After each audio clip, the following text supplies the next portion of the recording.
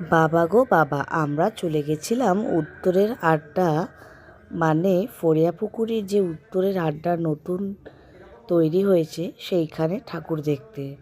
দেশবন্ধু পার্কের মাঝখানে যে আইল্যান্ডটা আছে ঠিক তার উল্টো দিকে এই উত্তরের আড্ডা।